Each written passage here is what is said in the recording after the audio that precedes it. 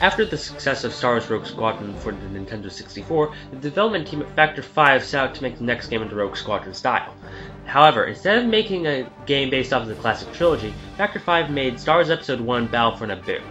Now, before I get into the game itself, I might as well say this. Star Wars Episode 1, The Phantom Menace, is a movie that got a lot of negative attention and gets a lot of negative attention. Not to start a review on the movie itself, but I can easily say the hate for this movie is a bit extreme. I actually think it's pretty good. Yeah, Jar Jar is annoying, I get it. But that's not really enough reason to hate the entire movie. I recognize it goes beyond that. However, it's the gaping flaw that's easily pointed out the most. Plus, even if you do hate it, I still have to say, it's not the worst thing the Star Wars franchise has seen. Not by a long shot. Anyway, I feel this is definitely an overlooked game. Putting that aside, this is a great spiritual successor. There are 15 missions in the regular campaign and 3 unlockable bonus missions, meaning there is 1 less mission in this game than its predecessor. The ship selection, for the most part, is more limited, but there are some pretty cool new playable ships that Factor 5 made up. Plus, we still have the Buick. Looking back, this is easily the hardest game in the Rogue Squadron series, and believe it or not, that's saying a lot. If you don't believe me, just look at Sanctuary.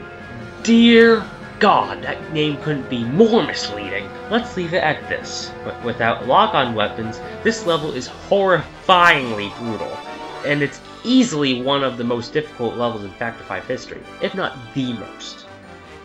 Anyway, the controls remain mostly unchanged, so you'll be able to jump right into this one. One maneuver they added, but never used again, was Tight Turn. You simply hold down the R button and you'll turn a lot faster, which can be really helpful. That's something I forgot to talk about in my review of the original Rogue Squadron. Something you have to get really used to in these games is to brake and turn. Most of the time, it's a good idea to do this from far away, in order to have a clear view of what you're shooting at.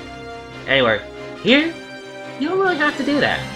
The story revolves around Lieutenant Gavin Sykes of the Naboo police force under command of Captain Kale and General Panaka, trying to build up a squad of fighters willing to take back the city of Theed, destroy the Trade Federation control ship, and free Naboo in the process.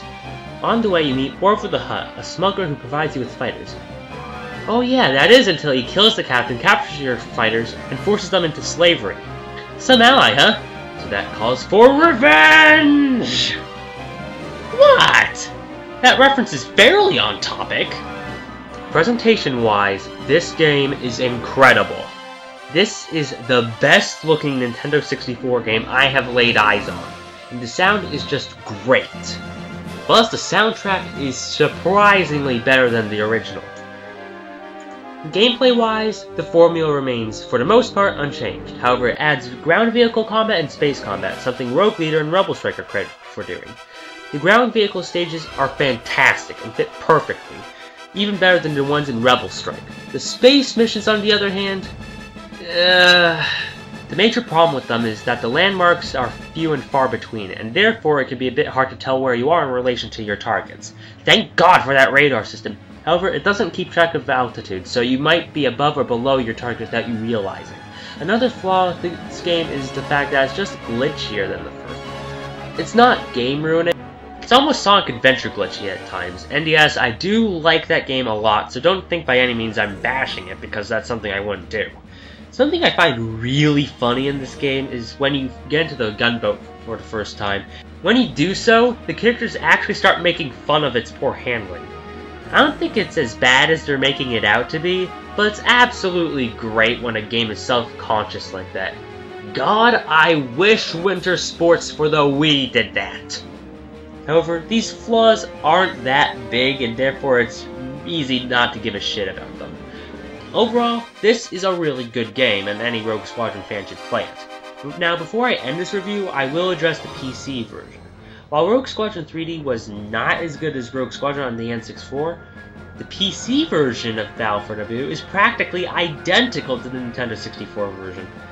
The only problem is newer versions of Windows don't support the installation application, meaning I can't play it anymore, at least on my computer. Join me next time as we move into the GameCube launch title, Rogue Leader.